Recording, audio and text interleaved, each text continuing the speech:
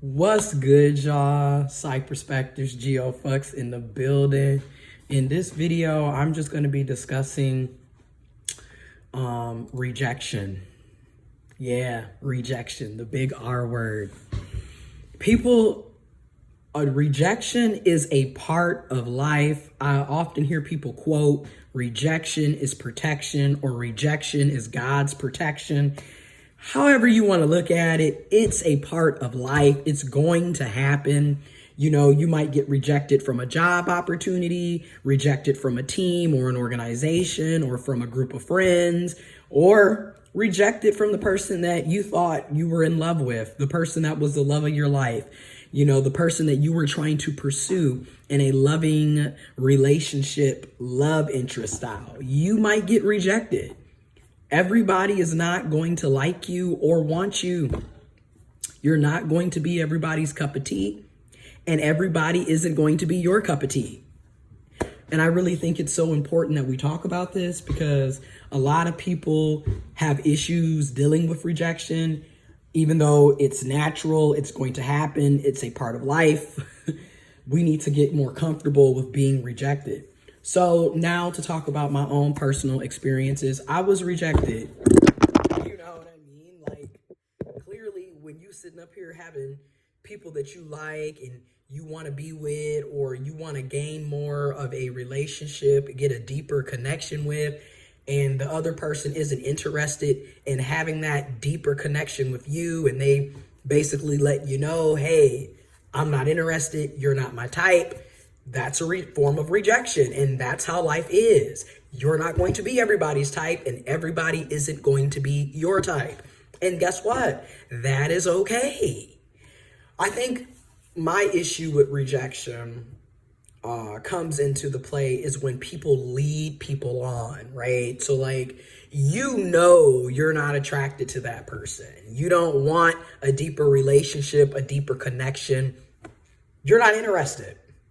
Yet you place that person in the friend zone and then proceed to play with that person's feelings and emotions. That's the problem.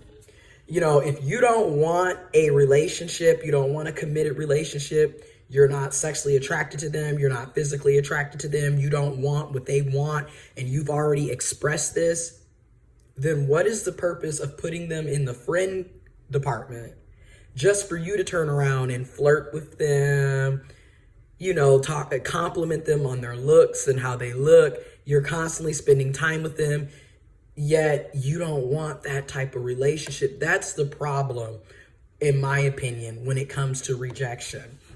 It's the mind games and the manipulation. If you don't want that with me, then don't have anything to do with me. Don't sit up here and try to put me in a friend zone and then, oh, let's cuddle on the couch. Oh, let's go out to eat together. Oh, let's have pet names. Oh, let's do all the things that you do in a committed relationship with somebody that you're sexually attracted to or you like. You're doing all of these things that a typical friendship would not be doing. Like, that's the problem. It's the mind games, it's the manipulation, it's the playing with people's feelings and emotions. That's where, in my opinion, rejection becomes such a problem, because people are manipulators and liars. Like, they'll sit up here and say they don't want anything with you, yet still be trying to have sex with you, still be trying to get emotional labor out of you that you would get if you wanted a committed relationship. You're not going to get boyfriend, girlfriend, husband, wife, significant other, your partner benefits from a friendship. I just don't get, like, again, this is why it is so important for people to pay attention to actions and words, but more so actions, because a lot of times words don't match their actions. They put you in the friend zone, yet they're trying to sleep with you, yet they're flirting with you.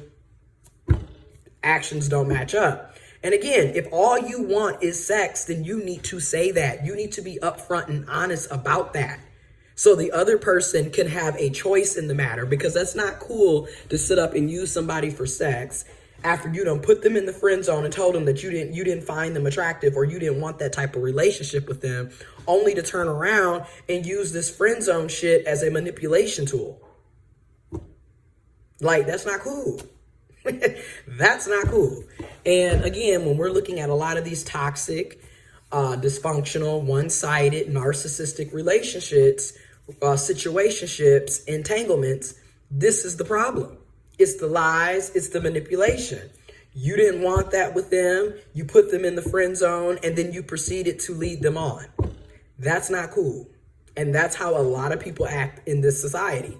And then when people flip out and they voice their frustration, then you want to call them bitter. Then you want to say somebody is hating on you and all this other shit, when in reality, you've been playing mind games and manipulating folks. You're full of shit, is essentially what it is.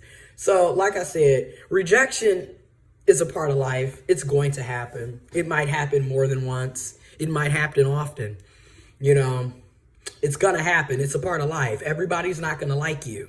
Okay? You're not going to like everybody. You're not going to be everybody's cup of tea. Everyone's not going to be your cup of tea. And we do have to get comfortable with recognizing that, and recognizing that I'm going to be rejected, and I'm probably going to reject people as well. It's a part of life.